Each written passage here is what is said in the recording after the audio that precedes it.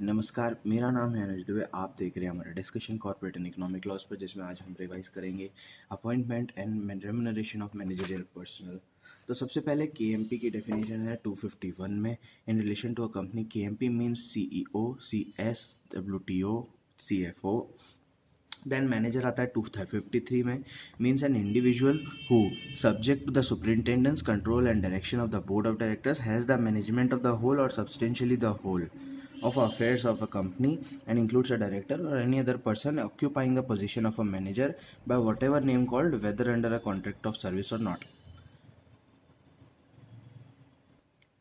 यहाँ पे बात होल और सब्सटेंशियली द होल की होती है, यानी कि ऐसा कोई मैनेजर है जो one of the sections head कर रहा है, से मार्केटिंग डिपार्टमेंट, तो उसको मैनेजर यहाँ पे नहीं माना जाएगा। इट इज़ नॉट नेसेसरी कि मैनेजर का डायरेक्टर होना ज़रूरी है, पर हाँ, मैनेजिंग डायरेक्टर का डायरेक्टर होना ज़रूरी है,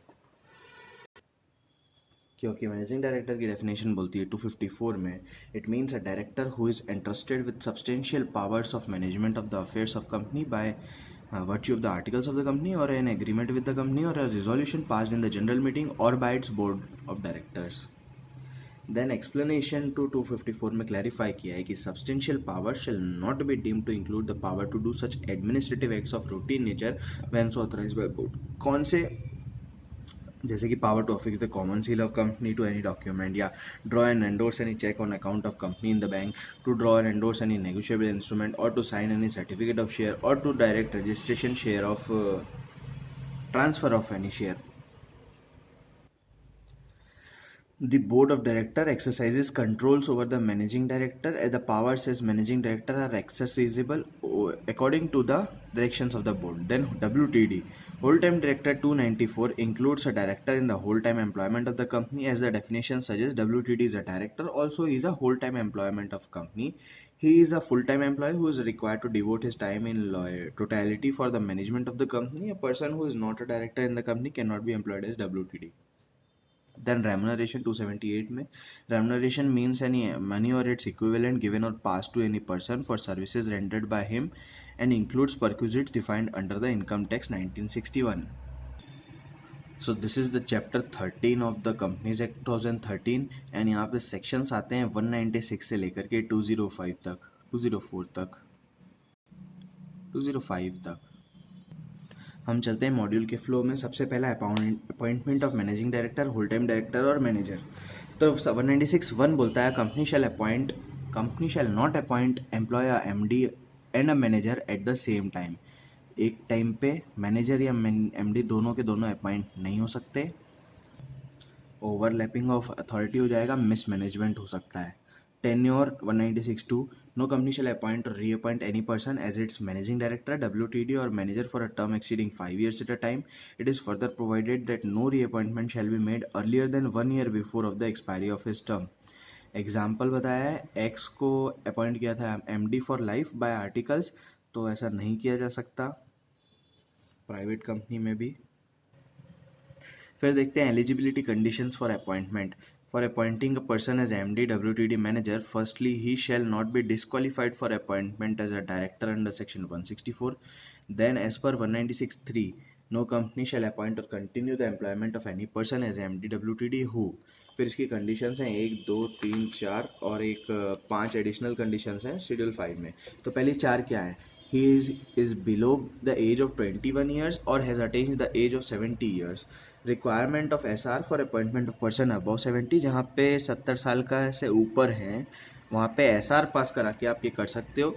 इन such a case explanatory statement annex to the notice for such motion shall indicate the justification for appointing such person. फिर अगर SR पास नहीं हो पाया है पर votes cast in favour of motion exceed the votes if any, तो cast against the motion and the central government is satisfied on application made by the board that such appointment is most legal beneficial to the company, the appointment of the person who has attained the age of 70 years can be made। फिर तीसरा, is an undischarged insolvent or has at any time been adjudged as an insolvent, या फिर चौथा, has at any time suspended payment to its creditors or has at any time made a composition with them, या has at any time been convicted by a court of an offence and sentenced for a period of more than 6 months। फिर additional eligibility conditions बताइए schedule 5 में। Companies act के। तो इसमें है 4 conditions. पहला, he had not been sentence to imprisonment for any period to a fine exceeding 1000 rupees for the conviction of an offence under 19 acts as specified under part 1 of schedule 5। ये 19 acts हैं जो जिनकी बात कर रहे हैं वो लोग। देन सेकेंड कंडीशन है कि he had not been detained for any period under the COFEPOSA however where the CG has given approval to the appointment of a person convicted or detained under para 1 or 2 as the case may be, no further approval of the CG shall be necessary for the subsequent appointment of that person if he had not been so convicted or detained subsequent to such approval. Then तीसरा है, he has completed the age of 21 years and has not attained the age of 70 years. However, where he has attained the age of 70 years and where his appointment is approved by a special resolution passed by the company in general meeting, no further approval of the central government shall be necessary for such appointment. चौथा, he is a resident of India. Explanation में clarify किया है कि resident includes a person who has been staying in India for a continuous period of not less than 12 months. Immediately preceding the date of his appointment as a managerial personnel and who has come to stay in India for taking up employment in India or for carrying on a business or vacation in India. Explanation में बताया है कि this condition shall not apply to companies in SEZ. इसके अलावा proper visa होना चाहिए अगर वो आ रहा है तो, और फॉर दिस पर्पस एक फॉर्म फॉर्मेशन करना पड़ेगा वीज़ा एप्लीकेशन के साथ में, profile of the company, principal employer and terms and conditions of such appointment. Then आते हैं 196(4) में कि एलिजिबल है। अब प्रोसीजर क्या होगी अपॉइंटमेंट की। तो सबसे पहले approval by board and share holders. Subject to provisions of Section 197 and Schedule 5, a managing director, whole-time director or manager shall be appointed and the terms of conditions of such appointment and remuneration payable shall be approved by the board of directors at a meeting and approved by shareholders by resolution at the next general meeting of the company. उसके बाद लगेगा CG का approval. In case such appointment is at variance to the conditions specified in Part 1 of Schedule 5, the appointment shall be approved by the CG. Form MR2 बताया है rule 7 में 90 days के अंदर आप अपॉइंटमेंट के 90 डेज़ के अंदर आप अप्रूवल ले सकते हो। द नोटिस कन्वीनिंग बोर्ड और general meeting for considering such appointment shall include the terms and conditions of such appointment, remuneration payable and such other matters including interest of a director और directors in such appointments if any. इसके बाद return in prescribed form along with the prescribed fee shall be filed with the registrar within 60 days of such appointment. Then 196(5), subject to the provisions of this act, where an appointment of MD WTD manager is not approved by the company at a general meeting, any act done by him before such approval shall be deemed to be valid. For example, 20 मई को appoint किया MD, 17 जून को approval लेना था पर उन्होंने 3 जून को कुछ agreement execute कर दिया तो वो हाँ वैलिड माना जाएगा, क्योंकि 17 जून तक जब तक उनको नॉन अप्रूवल नहीं मिला था तब तक उनका सारे एक्ट्स वैलिड माने जाएंगे, उसके बाद के एक्ट्स इनवैलिड माने जाएंगे अगर कुछ किए। देन एग्जेम्पशन है 196(2)(4)(5). किस पे? गवर्नमेंट कंपनी को एग्जेम्पशन है और प्राइवेट कंपनीज को 196(4)(5) पे। तो 196(2) में क्या था? 196(2) में टेन्योर था, तो गवर्नमेंट कंपनी के केस में टेन्योर पे भी एग्जेम्पशन है। 4 और 5 कौन सा था? तो 4 और 5 में प्रोसीजर था, 4 में प्रोसीजर था और 5 में वैलिडिटी ऑफ एक्ट्स था। तो यहाँ पे एग्जेम्पशन दी हुई है गवर्नमेंट कंपनी को और प्राइवेट कंपनी को भी जिन्होंने अपना डिफ़ॉल्ट नहीं किया है in filing of annual return under 92 and financial statements under 137। Then we proceed to section 203, appointment of KMP। तो section 203 and Rule 8 as well as Rule 8A of the Company's Appointment and Remuneration of Managerial Personnel Rules 2014 contains the provisions for appointment of KMP in the prescribed companies. सबसे पहला 203(1), every company belonging to the prescribed class or classes of company shall have the following whole-time direct managerial personnel। कौन से? MD या CEO या manager and in their absence a WTD। इसके अलावा एक CS लगेगा एंड CFO लगेगा। According to rule 8, following company shall have whole time managerial personnel, every listed company and every other public company having a paid up share capital of 10 crores और more. Requirement of some company secretary in certain other companies according to rule 8A, every private company which has a paid up share capital of 10 crore or more shall have a whole time company secretary।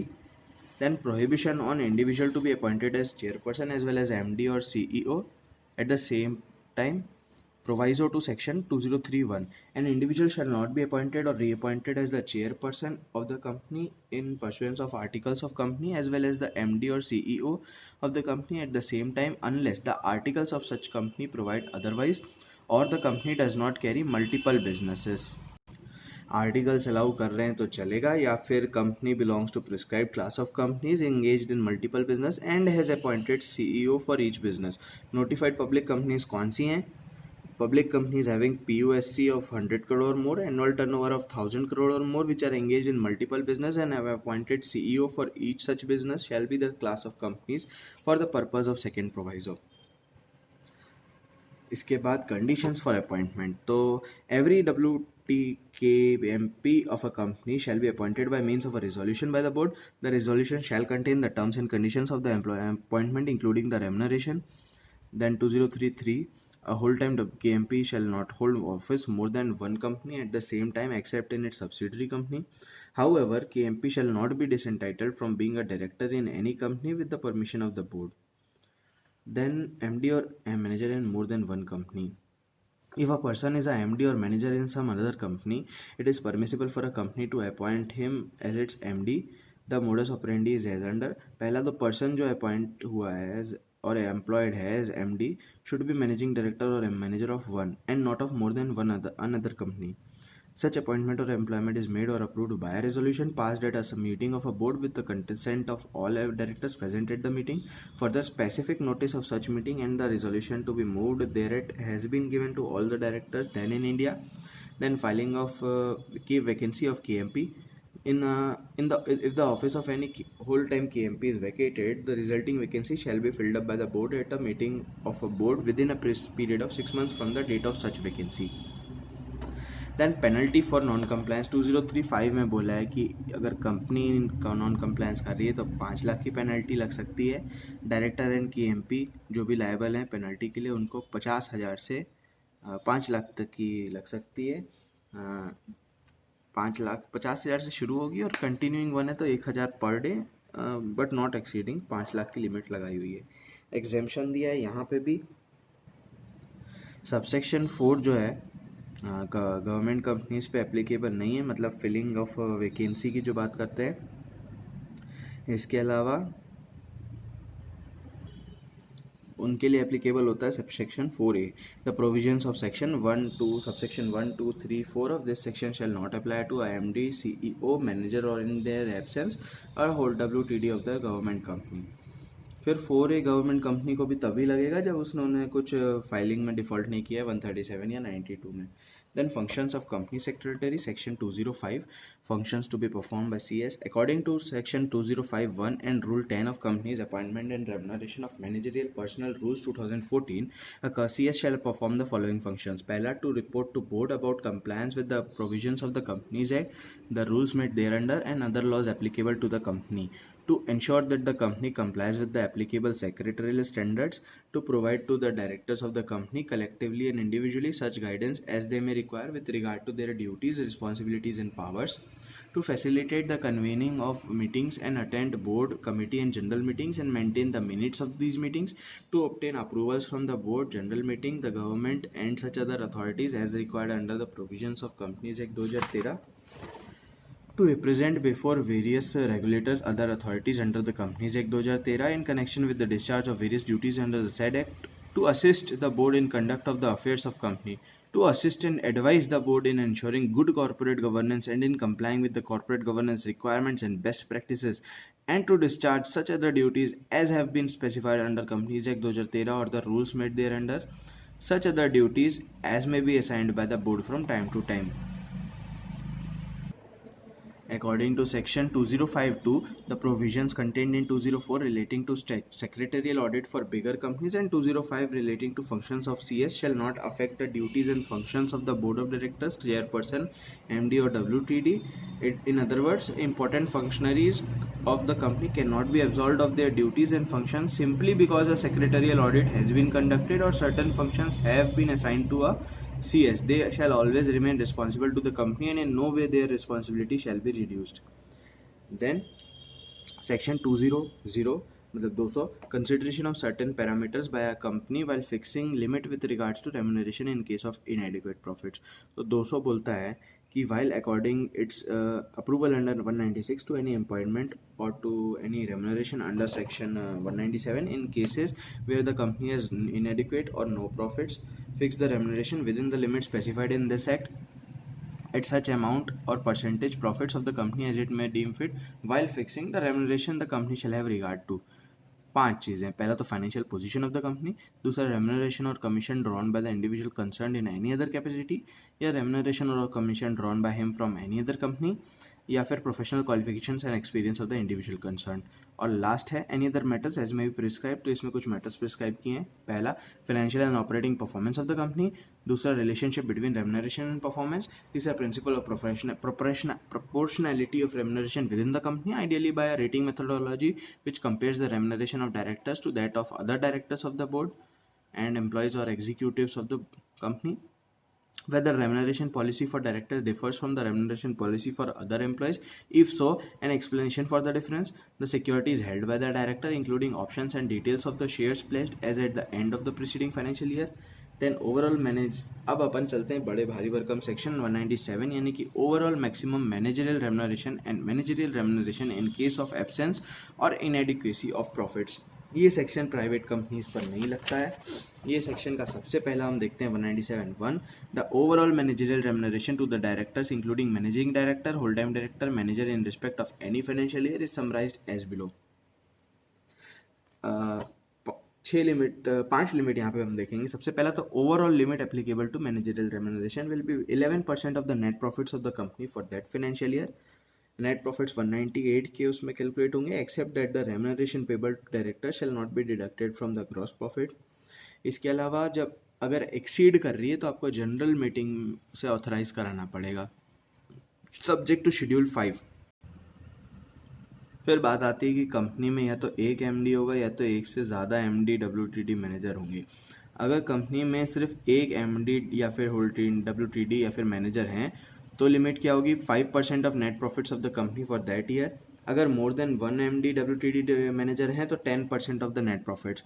ये जो 5 और 10% की limit है may be exceeded with the SR. इसके अलावा remuneration payable to directors who are neither MD or WTD. इस case में भी दो बातें होंगी कि if there is a MD WTD or WTD, या फिर there is no MD WTD. तो अगर एमडी डब्ल्यूटीडी हैं तो ऐसे डायरेक्टर जो एमडी डब्ल्यूटीडी नहीं है उनको मिलेगा 1% of net profits of the company. और अगर उस कंपनी में एमडी डब्ल्यूटीडी नहीं है और सिर्फ बाकी के डायरेक्टर्स को मिलेगा 3%। और ये जो 3% और 1% की लिमिट बोली ये भी एसआर पास करके बढ़ाई जा सकती है। इसके बाद when to take approval in general meeting in case of default. तो जहाँ कंपनी ने डिफ़ॉल्ट किया है ड्यूज़ में to any bank or public financial institution या फिर नॉन कन्वर्टेबल डिबेंचर होल्डर्स में या any other secured creditors, prior approval of such person shall have to be obtained by the company before obtaining the approval in the general meeting.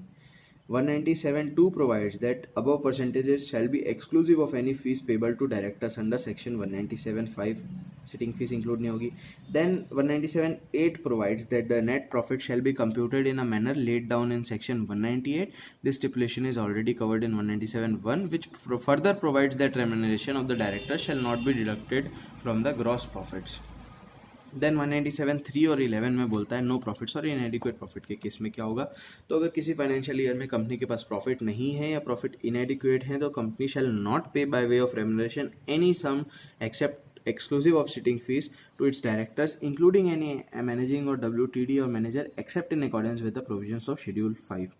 In cases where Schedule 5 is applicable on grounds of no or inadequate profit, any provision relating to remuneration of any director which purports to increase या फिर has the effect of increasing the amount shall not have any effect unless such increase in is accordance with the conditions of that schedule. ये बात immaterial है, आप कुछ भी increase करने का इफेक्ट चाहे मेमोरेंडम में लिख दो, आर्टिकल्स में लिख दो, अग्रीमेंट में लिख दो, रिजोल्यूशन पास कर दो, कोई फर्क नहीं पड़ता। Then section 2 of part 2 of schedule 5, remuneration payable by companies having no profit or inadequate profit. अब बात करते हैं उसकी जितनी इतनी देर से जिक्र हो रहा था। तो where in any FY during the currency of tenure of managerial personnel, the company has no profit or has inadequate profit, it may pay remuneration to a managerial personnel not exceeding the limits under A and B given below. तो क्या है limits? अगर effective capital इतना है तो limit इतनी रहेगी. तो इफेक्टिव कैपिटल कितना है? नेगेटिव है या लेस देन 5 करोड़ तो 60 लाख, 5 करोड़ से ज़्यादा 100 करोड़ तक तो 84 लाख, 100 करोड़ से 250 crore 120 lakh, 250 crore and above 120 lakh plus 0.1% of the effective capital in excess of 250 crore. However, the remuneration in excess of above limits may be paid if the resolution passed by the shareholder is a special resolution. यहाँ पे clarify किया है कि period अगर less than 1 year है तो limit shall be prorated. अगर मतलब पार्ट टाइम एम्प्लॉयड था तो remuneration will B prorated limit रहेगी. फिर लिमिट अंडर बी बताया है कि इन case of a managerial personal who is in a functioning in a professional capacity, remuneration of item A may be paid if such managerial personal, मतलब ए से भी ज़्यादा, ए से ज़्यादा नहीं बोलना चाहिए पर as per item A may be paid if such managerial personnel is not having any interest in the capital of the company या holding subsidiary indirectly या फिर through other statutory structure, या फिर he is not having any indirect interest related to the directors or promoters of the company या फिर holding subsidiary at any time during the last 2 years before or after the date of appointment, या फिर he possesses graduate level qualification with expertise and special knowledge in the field in which the company operates. Then deeming provision है, it is provided that employee of a company holding shares of the company not exceeding 0.5% of PUSC under any scheme formulated including ESOP or by way of qualification shall be deemed to be a person not having interest in the capital of the company. फिर applicable conditions for payment of remuneration, limit specified under items A and B shall apply if पहला तो payment is approved by resolution passed by the board and in case company covered under 178 also by NRC the company has not committed any default in payment of dues to any bank or PFI or NCD या फिर secured creditors. अगर default किया है तो prior approval of bank, PFI, NCD holder या फिर other secured creditors as the case may be shall be obtained by company before obtaining the approval in general meeting. कोई भी रिजोल्यूशन, ऑर्डिनरी रिजोल्यूशन या special resolution pass किया है for payment of remuneration as per item A और या फिर special resolution pass किया है for payment of item B, ये जो है वैलिड रहेगा 3 साल तक का, तो for a period not exceeding 3 years. इसके अलावा कंडीशन ये है कि a statement along with notice calling the general meeting referred to in clause 3 यहाँ पे जो जा रहा है given to shareholders containing the following information. क्या क्या इन्फॉर्मेशन होने का? जनरल इन्फॉर्मेशन अपॉइंटी के बारे में. जनरल इन्फॉर्मेशन में आएगा नेचर ऑफ इंडस्ट्री, डेट और expected date of commencement of commercial production in case new companies, expected date of commencement activities as per project approved by financial institutions appearing in the prospectus, financial performance based on given indicators, foreign investments और collaborations if any. Appointee के बारे में जानकारी दीजिए, उसकी background details, past remuneration, recognition और rewards, job profile and its suitability, remuneration proposed. 2 चीज़ें और, comparative remuneration profile with respect to industry, size of company, profile position and the person, profile of the position and person. अगर expert हैं तो relevant details उसकी country of origin के respect में दो. Pecuniary relationship directly or indirectly with the company or relationship with the managerial personnel if any. Other information में आएगा reasons of loss or inadequate profit, steps taken or propose to be taken for improvement, expected increase in productivity and profits in measurable terms. इसके अलावा disclosure आएगा. Disclosure shall be made and mentioned in the boards of directors reports under the heading corporate governance if any attached to the financial statements. क्या क्या? Elements of remuneration package such as salary, benefits, bonus, stock option, pension of all directors, detail of fixed component performance linked incentive along with the performance criteria, service contracts criteria, notice period, severance fees and stock option details if any, and whether the same has been issued at a discount as well as the period over which accrued and over which exercisable. Then आता है 197(4) determination of remuneration. Remuneration payable to the directors of a company including any managing और whole time director और manager shall be determined in accordance with the subject with and subject to the provisions of this section either by the articles of the company और by a resolution or if articles so require by a special resolution passed by the company in general meeting, and the remuneration payable to the director determined above aforesaid shall be inclusive of the remuneration payable to him for the services rendered by him in any other capacity. Any remuneration for services rendered by any such director in other capacity shall not be included if services are of professional nature and in the opinion of NRC, and अगर वो नहीं है तो board के opinion में उसके पास director possesses the requisite qualification for the practice of the profession. Board can not determine कि remuneration payable क्या रहेगा. Remuneration shall be determined by the articles resolution by SR. Professional services NRC के case में रहेगा. Example दिया था hospital का, वहाँ पे वो जो डॉक्टर साहब थे वो डायरेक्टर अपॉइंट किए थे, उनको फीस जो की थी वह यहाँ पे वो प्रोफेशनल नेचर वाली रह जाएगी, तो कंपनी वहाँ पे उनको एक्स्ट्रा रेमुनरेशन पे कर सकती है for surgeries perform by him in his professional capacity, and such payment shall not be considered as managerial remuneration under the act. Then sitting fees आएगी 197(5) में कि director may receive remuneration by way of fee for attending meetings of the board और committees there of for any other purpose whatsoever as may be decided by the board subject to conditions imposed by Rule 4. क्या conditions हैं? Sitting fees shall not exceed 1 lakh rupees per meeting or the board or committee. The sitting fees payable to independent directors and women directors shall not be less than payable to other directors. Then according to section 197(2), the percentage maintained under 197 shall be exclusive of any sitting fees payable to directors for attending meetings of board committee for whatsoever. Then different fees for different classes of companies and fees in respect of independent directors may be as such may be prescribed. Example यहाँ पे दिया है कि directors को 30,000 मिलता था, अब increase responsibility आ गई उन लोग की तो उनका 45,000 किया जा रहा है. एडवाइस दो इस बारे में.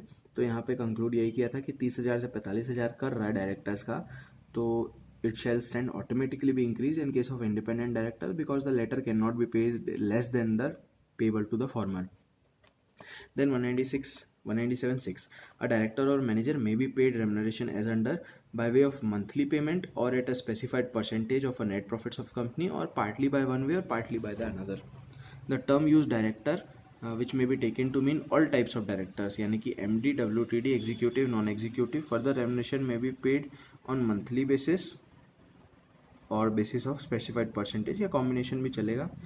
देन अपन देखते हैं रेमुनरेशन ऑफ इंडिपेंडेंट डायरेक्टर्स 197(5) और मतलब यहाँ पे बोलता है कि इंडिपेंडेंट डायरेक्टर को subject to the provision of section 197 and 198, पहली बात तो shall not be entitled to any stock option. Remuneration क्या क्या मिलेगा, तो फीस मिल सकती है 197(5) में जो कि बाकी डायरेक्टर से कम नहीं होनी चाहिए. रिम्बर्समेंट ऑफ एक्सपेंस हो सकता है for participation in board and other meetings. Profit related commission as may be approved by the members.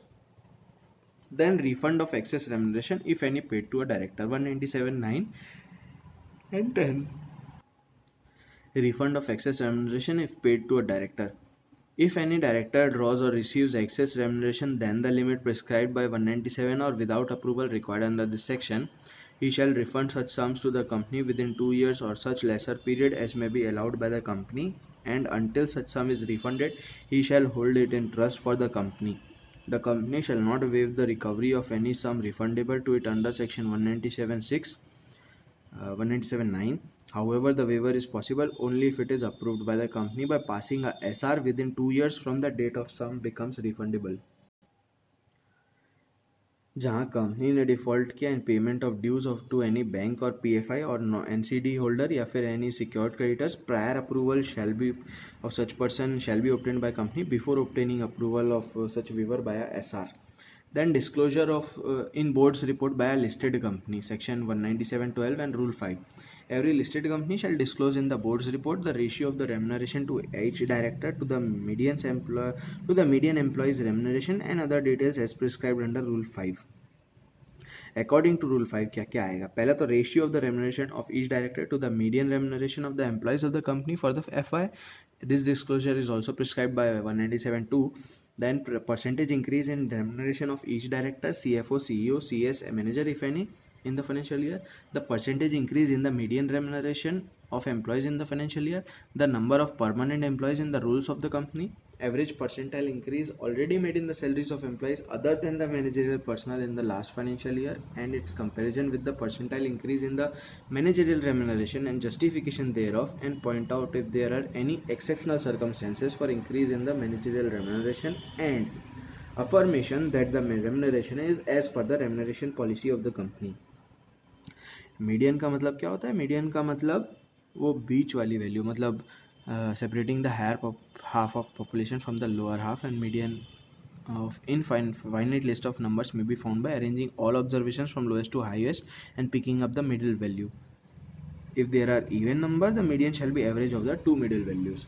Then आगे बढ़ते हैं अपन. According to rule 5.2, the board's report shall include a statement showing the names of top 10 employees in terms of remuneration drawn and the names of every employee who, पहला तो employed throughout the year received a remuneration that in the year aggregate was not less than 1.02 crore, मतलब 1 crore 2 lakh per annum, या फिर वो part time employed था तो उसका aggregate remuneration जो है 8.5 लाख पर मंथ था.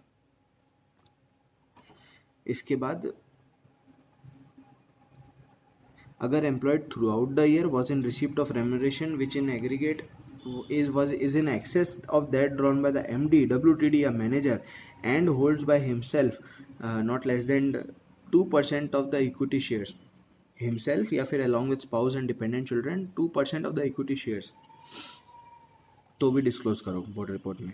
इसके अलावा 5.3 में बताया कि also include indicate some particulars of above employees like designation, remuneration received, nature of employment, qualification, experience, age, date of commencement of employment, last employment, percentage of equity shares held खुद से या फिर रिलेटिव्स के साथ में, या फिर कोई such employ is a relative of any director manager, if so name such director और manager. Then premium paid in respect of insurance taken for indemnification. 197(13) में बोलते हैं where any insurance is taken by the company on behalf of its MD, WTD, CEO, CFO for indemnifying of them any against any liability in relation to the company in respect of any negligence, default, misfeasance, breach of duty or breach of trust in relation to a company shall not be treated as a part of remuneration payable. However, if such person is proved to be guilty, the premium paid on such insurance shall be treated as part of the remuneration. Then 187(14) remuneration commission payable from holding subsidiary. If any director, WTD, MD जो है receives any commission from the company, he shall not be disqualified from receiving any remuneration or commission from any holding subsidiary subject to provisions of 197. However, ये fact को disclose करना पड़ेगा boards report में. Then 197(15) में non compliance के लिए penalty दिया. Defaulting person liable up to 1 lakh, company liable up to 5 lakh rupees. Then auditors report to contain a statement regarding remuneration. क्या क्या स्टेटमेंट रहेगा? 143 सेक्शन में जो रिपोर्ट जाती है उसके अंदर, whether the remuneration paid by company to its director is in accordance with the provision of 197, whether remuneration paid to any director is in excess of the limit laid down under the section 197 and give such other details as may be prescribe. उसके बाद पुरानी बातें करता है. Application pending with CG as on 12 सितंबर. अगर pending है तो उसको 1 साल के अंदर अप्रूवल लेना पड़ेगा. गवर्नमेंट कंपनी के ऊपर 197 एप्लीकेबल नहीं होता है, सब्जेक्ट टू उसने डिफ़ॉल्ट नहीं किया हो 92 और 137 का. निधीज के केस में जो 197(1) का है second proviso apply with the modification that जो रेमुनरेशन डायरेक्टर या फिर जो MD नहीं है या WTD नहीं है या मैनेजर नहीं है for performing special services to the nidhis specified in articles may be paid by way of monthly payment subject to approval of company in general meeting and also to the provision of section 197 provided no approval shall be required. जहाँ पे निधि का कोई MD, WTD manager ही नहीं है, या फिर remuneration payable to all directors does not exceed 10% of net profit, या फिर 15 लाख रुपए whichever is less, या फिर and remuneration payable is approved by SR. ठीक है, इसके आगे बढ़ते हैं अपन 199 में. Recovery of managerial remuneration in certain cases. This may happen where a company is required to restate its FS for a period due to fraud or non-compliance of any requirement. अगर ऐसा होता है तो company is duty bound to recover from any past or present MD, WTD, CEO who received the excess remuneration including stock option The excess remuneration to be recovered shall be difference between actual amount of remuneration received by such person and the remuneration that would have been payable to him as per the restatement of financial statements. Then calculation of profit under section 198. Credit shall be given for the sum specified in 198.2. Credit shall not be given for the sums specified in 198.3. And in making the computation aforesaid, the following sums shall be deducted. These shall not be deducted. And then will arrive at calculation of profit. तो सबसे पहला शुरू करते हैं add क्या करना है. Credit shall be given for sums specified in 198.2. तो क्या करेंगे add bounties and subsidies received from any government public authority unless CG otherwise directs. उसके बाद credit shall not be given to दो सम स्पेसिफाइड इन 198.3. मतलब इनको less कर देंगे अगर पीएल में क्रेडिट किया है फॉर अराइविंग एट पीबीटी. क्या क्या? Premium on shares debentures, sales by company of any, profit on sales by company of forfeited shares, profit of a capital nature from sale of undertaking या profit from sale of a immovable property fixed assets या any change in carrying amount of asset और liability, unrealised gains, notional gains, devaluation of assets. अब क्या क्या चीज़ें deduct होंगी जो यहाँ पे 198.4 में बोली है. पहला तो all usual working charges, director remuneration, bonus commission paid to any member, any tax notified member of company staff की बात थी वहाँ पे. फिर कोई भी tax notified by CG in nature of tax on excess of abnormal profit, any tax on business profit for special reasons, interest on debentures, interest on mortgages, interest on unsecured loans advances, expenses on repairs, outgoings inclusive of contributions made under 181, depreciation 123 to the extent 123, excess of expenditure over income in computing net profit in accordance with this section in any year, any compensation or damages to be paid by virtue of any legal liability, breach of contract की वजह से, insurance against the risk of meeting any liability, legal liability जो हुई, debts considered bad and written off. अब क्या क्या deduct नहीं करेगा वो 198.5 में बोला है. Income tax and super tax payable, loss of a capital nature, change in carrying amount of an asset of a liability or a liability. Then section number 201 forms of and procedure in relation to certain applications. तो process of seeking approval as given in section 201 and rule 7 of the company's appointment and remuneration of managerial personnel rules 2014 is stated. Every application made to CG under section 196 shall be in form MR2 with fees within 90 days of appointment. Before any application is made, a general notice to the members shall be issued indicating nature of application to be made. Then publication of notice at least once in a newspaper in the principal language of district जहाँ पे RO है, and at least once in an English newspaper circulating in that district. इसके अलावा copies of the notices together with the certificate by company as to the due publication thereof shall be attached to the application. Then compensation for loss of office or managing or WTD or manager 202 में बोला है. The company may make payment to MD or WTD or manager but not to any other director by way of compensation for loss of office or as a consideration for retirement from office or in connection with such other loss or retirement. No payment of compensation shall be made in following cases. कब कब? पहला तो director ने resign कर दिया as a result of reconstruction या फिर amalgamation with any other body corporate and is appointed as the MD WTD manager in the reconstructed company. तो दूसरा, रिज़ाइन किया है अदरवाइज देन रिकंस्ट्रक्शन खुद पे ऑन हिज ओन. तीसरा, वैकेट किया है 167 के अंदर. वाउंड अप हो गई ये company by order of tribunal या वॉलेंट्रीली ड्यू टू नेग्लिजेंस और डिफॉल्ट ऑफ द डायरेक्टर. आखिरी है गिल्टी है जहाँ पे फ्रॉड या ब्रीच ऑफ ट्रस्ट का या ग्रॉस नेग्लिजेंस का या ग्रॉस मैनेजमेंट मिसमैनेजमेंट का director in relation to conduct of affairs of the company या सब्सिडरी कंपनी. और लास्ट है कि जहाँ पे director has instigated or has taken part directly indirectly in bringing about the termination of his office. खुद ही करे हो भाई. Then quantum of compensation shall not exceed the remuneration he would have earned if he would have been in office for the remainder of his term or 3 years whichever is shorter. यानी कि restrict करना है 3 साल तक. Compensation calculated on the basis of average remuneration earned by him during the period of 3 years immediately preceding the date. या फिर उसने कम साल के लिए हेल्ड किया है तो such shorter period. No compensation, no such payment of compensation can be made if winding up is commenced whether before the date on which he has ceased to hold office or within 12 months after the date on which he has ceased to hold office. If the assets on winding up are not sufficient to repay the shareholders the capital, including premiums if any, contributed by them. 202 does not prohibit the payment to any MD WTD manager of any remuneration for services rendered by him to the company in any other capacity. Then 204 में आता है secretarial audit for bigger companies. हर listed company पे लगेगा. Companies belonging to other prescribed class of companies, इसके लिए rule 9 आया है. रूल 9 में बोला है PUSC 50 करोड़ से ज़्यादा, टर्नओवर 250 करोड़ से ज़्यादा और बोरोइंग्स या लोन्स बैंक या PFI से 100 करोड़ से ज़्यादा. तो यहाँ पे हमारा हो गया PTV का होगा 50, 250 और 100. एक्सप्लेनेशन में बोला है कि PUSC TO loan as the last date of latest audit FSS. Then CS in practice जो है ऑथराइज करेगा सेक्रेटरियल रिपोर्ट को और ये रिपोर्ट रहेगी MR3 में. Then company shall annex secretarial audit report so obtained with board's report. इसके अलावा company is duty bound to give all assistance and facilities to CS in practice for auditing the secretarial and related records of the company. Then the board of directors in board's report prepared under 134 shall explain in full any qualification or observation or other remarks made by company secretary in practice in his report.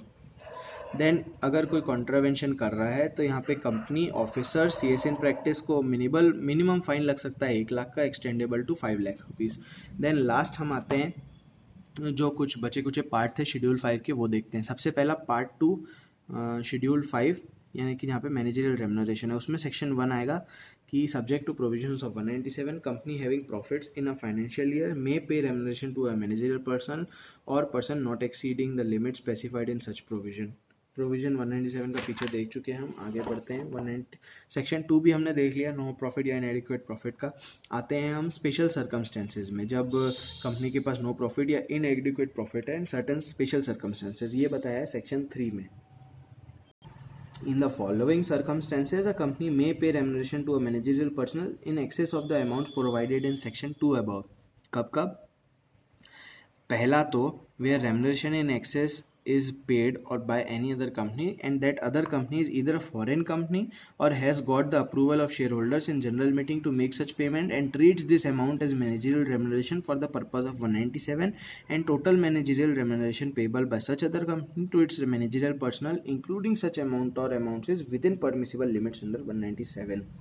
या फिर company newly incorporated company है for a period of less than 7 years from the date of incorporation, या company sick company जिसकी scheme जो है order कर दी गई है by BIFR for a period of 5 years from the date of sanction of revival scheme of revival, या फिर कंपनी है जिसका रिजोल्यूशन प्लान अप्रूव किया गया है NCLT ने IBC के under for a period of 5 years from the date of such approval, it may pay any remuneration to the managerial personnel. फिर उसके बाद where remuneration of managerial personnel exceeds the limit in section 2 but the remuneration has been fixed by BIFR और the NCLT provided that limits shall be applicable subject to meeting all the conditions in section 2 and the following additional conditions. की पहली बात, वो managerial personal is not receiving remuneration from any other company. दूसरा, the auditor CS या फिर जहाँ पे CS नहीं है तो CS इन प्रैक्टिस सर्टिफाई करता है all secured creditors term lenders have stated in writing that they have no objection for the appointment of managerial remuneration as well as the quantum of remuneration and such certificate is filed with the along with the return prescribed in 196(4). फिर auditor या CS या जहाँ पे CS नहीं है तो CS in practice certify करते हैं कि कोई डिफॉल्ट नहीं हुआ है and payments to any creditors all dues are settled on time. Then last आता है सेक्शन 4 आता है इसका, perquisites not included in managerial remuneration. तो क्या क्या चीज़ें इसमें नहीं इंक्लूड होंगी? पहला तो contribution to PF superannuation fund या annuity fund to extend these singly or put together are not taxable. Gratuity payable at a rate not exceeding half a month's salary for each completed year of service and encashment of leave at the end of tenure. अगर कोई expert है यानी कि expert manager including a non resident Indian है shall be eligible for to the following perquisite but shall not be included in the computation of ceiling of remuneration specified in schedule section 2 और section 3. क्या क्या है expert के लिए खास?